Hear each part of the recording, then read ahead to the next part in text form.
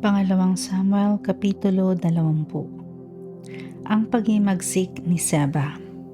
Si Siba na taga-Gilgal ay isang walang hiyang tao. Siya ay anak ni Bikri mula sa lipi ni Benjamin. Hinipan niya ang trompeta upang mapansin ng tao. Isinisigaw niya, "Umuwi na tayo, o Israel. Ano bang mapapala natin kay David? Ano bang nagawa para sa atin ng anak ni Jesse?" Humiwalay nga kay David ang mga taga-Israel at sumama kay Siba. Ngunit nanatiling tapat ang mga taga-Juda kay David at buhat sa Jordan ay inihatid nila ang hari hanggang Jerusalem. Pagdating doon, ipinakuha ni David ang 10 asawang lingkod na iniwan niya upang mamahala sa palasyo. Pinapunta niya ang mga ito sa isang bahay, pinatira roon at pinabantayan.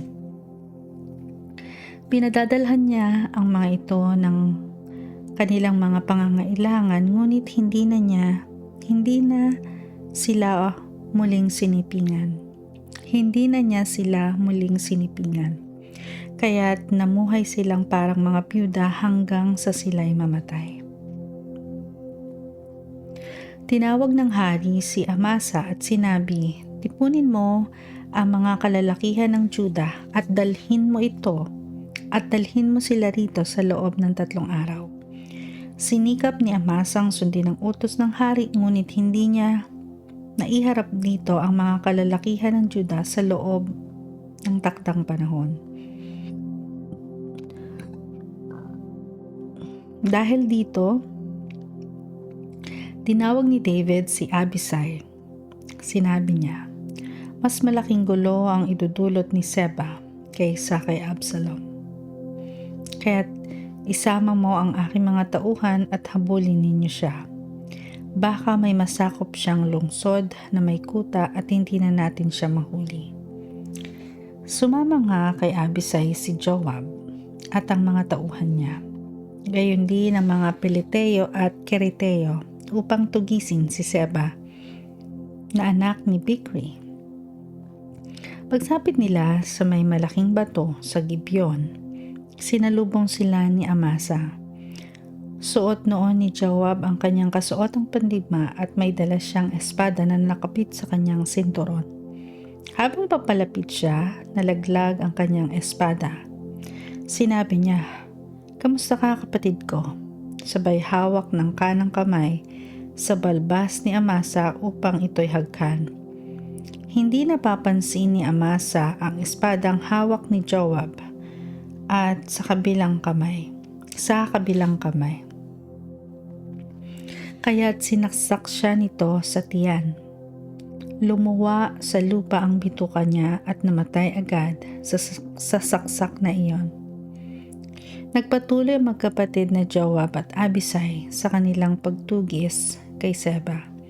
Isang tauhan ni Joab ang tumayo sa may bangkay ni Amasa at sumigaw. Ang lahat ng kakampi ni Joab at ni David ay sumunod kay Joab.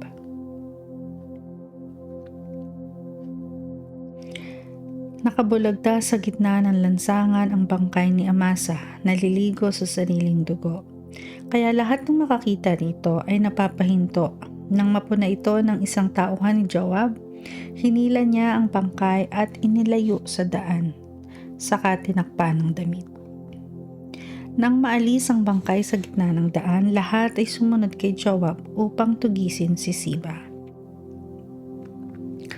Pinuntahan ni Siba ang lahat ng lipi ng Israel hanggang sa sumapit siya sa Abel Bet-Maacah.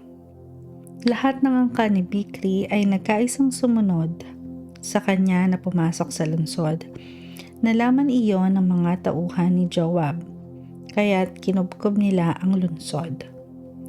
Nagbuntun sila ng lupa sa tabi ng pader para makasampa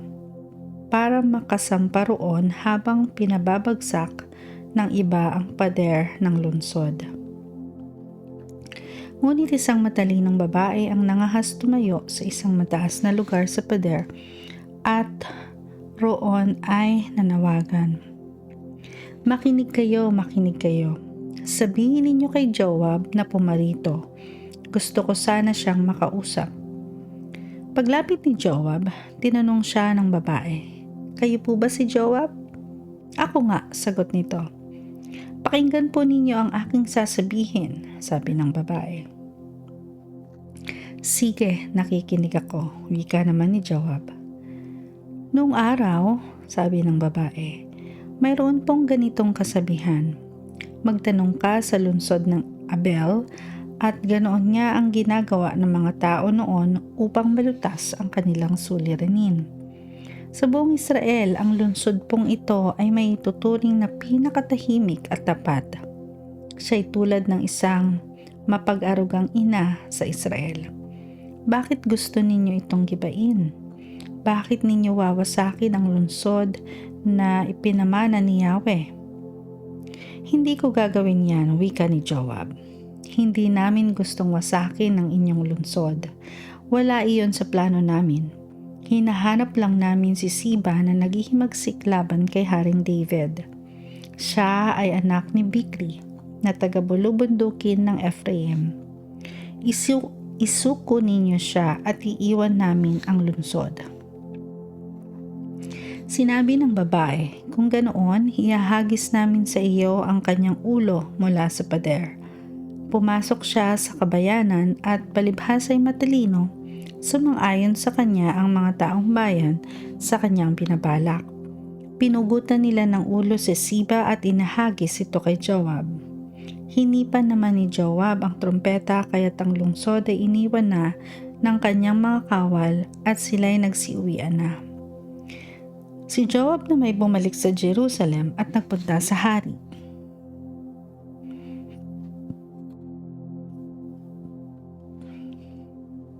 Ang mga opisyal ni David. Ito ang mga opisyal na hukbo ni Haring David. Si Joab ang pinuno sa buong hukbo ng Israel. Si Benanias, anak ni Joiada, ang pinuno ng mga bantay na Kereteo at Peleteo. Si Adoram naman ang tagapamahala sa lahat ng sapilitang paggawa. Si Jehoshaphat, anak ni Ahilud, ang tagapag-ingat ng mga kasulatan. At si Siva naman ang kalihim ng hari. Sina Zadok at Abiatar ang nagsilbing mga pari. At si Ira na taga Jair ay isa rin sa mga pari ni David.